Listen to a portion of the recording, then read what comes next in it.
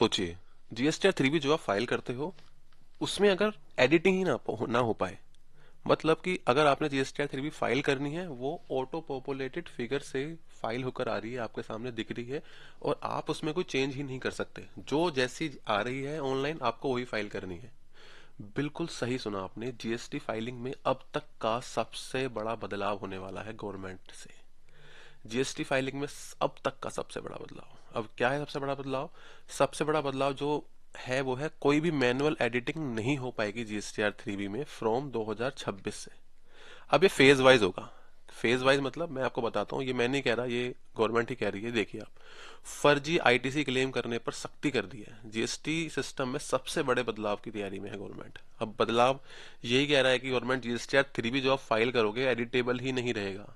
मतलब कि जो जीएसटीआर 3 भी ओपन करेगा उसको जीएसटी टेबल 3.1 जीएसटीआर 1 से ऑटो पॉपुलेट मिलेगी, और टेबल 4 जीएसटीआर 2 बी से ऑटो पॉपुलेटेड मिलेगी। देखिए अब जीएसटीआर 1 और जीएसटीआर 2 बी से इसका डेटा आएगा। इसका मकसद जो बता रहे हैं कि फेक आईटीसी को रोकने का है। बिल्कुल अच्छा इनिशिएटिव है। आप इन फेक इनपुट आईटीसी को रोकिए, जीएसटीआर 2 बी और जीएसटीआर 1 से डेटा फैच कीजिए। लेकिन अब इसमें सबसे बड़ा चेंजेस, सबसे बड़ा प्रॉब्लम क्या है?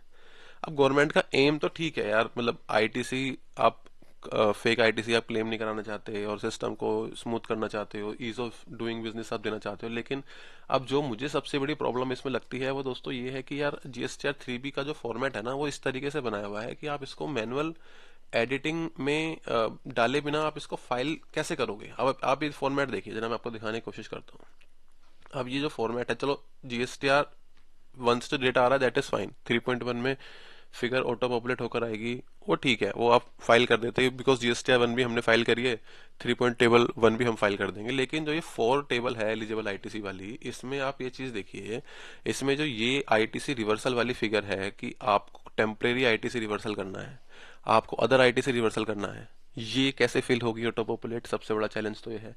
दूसरा, एक सर्कुलर इशू हुआ था 2022 में, सर्कुलर 170, उसमें क्या बोला था सरकार ने कि भी आप कि 2 बी में जो डेटा नहीं आ रहा है आप उसको क्लेम कर लीजिए ऊपर, नीचे उसको टेम्परेरी रिवर्सल में डाल दीजिए 4B2 में, और देन जब दिख जाए 2 बी में आप रिक्लेम कर लेना। उसका क्या सिस्टम करोगे आप? सबसे बड़ी समस्या यहाँ पर आएगी। और जो सबसे बड़ी समस्या, जो सबसे बड़ी प्रॉब्लम मुझे लगती है वो क्या है? रिवर्स चार्ज से संबंधित। अब रिवर्स चार्ज की फिगर क्या है? एसएससी अपने आप ही यहाँ पर फिगर फिल करता है, ये ऑटो पॉपुलेटेड नहीं होती। इस टेबल में एसएससी फिगर यहाँ पर फिल करता है। और जब एसएससी यहाँ पर फिगर फिल करता है तो ये एडिटेबल रहेगा या नहीं रहेगा? सबसे बड़ा क्वेश्चन ये है।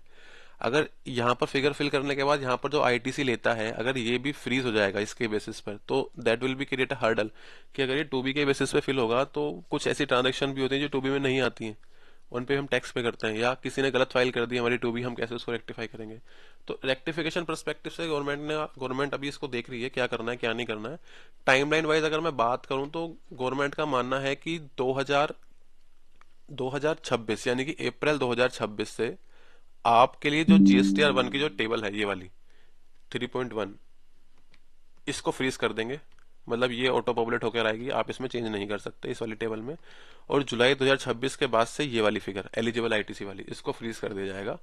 ये इसमें आपको चेंजेस नहीं कर सकते। तो इफेक्टिवली गवर्नमेंट क्या प्लान कर रही है कि 2 फेज में, यानी कि अप्रैल 26 में आउटपुट एंट्री फ्रीज कर देगी, और जुलाई 26 में आईटीसी की एंट्री फ्रीज कर देगी। तो 2 तरीके से गवर्नमेंट यहाँ पर प्लानिंग कर रही है। ऐसा पहले भी हुआ था, जनवरी 2025 में प्लानिंग करी थी इन लोगों ने कि हम जीएसटीआर 1 की फिगर है, जीएसटीआर 3 बी की फिगर है जो 2 बी से आती है, ये दोनों टेबल को फ्रीज कर देंगे, 3.1 और 4 को फ्रीज कर देंगे। लेकिन किसी रीजन की वजह से कि इंडस्ट्री ने मना कर दिया है कि बहुत हार्डशिप्स हैं, इश्यूज आएंगे, तो उन्होंने फ्रीज करने के लिए रोक दिया था। अब ये फ्रीज करने की तरफ इस चीज को लेके जा रहे हैं। That is a very good move कि आपको रिटर्न फाइल करने में थोड़ा इजी रहेगा, चीजें ठीक से चलेंगी। लेकिन सबसे बड़ी समस्या जो मैं बता रहा हूँ आपको, जो मैंने 2 समस्या आपको बताई है कि ट्रांजिशन फेज में कैसे काम करेगा बिजनेस।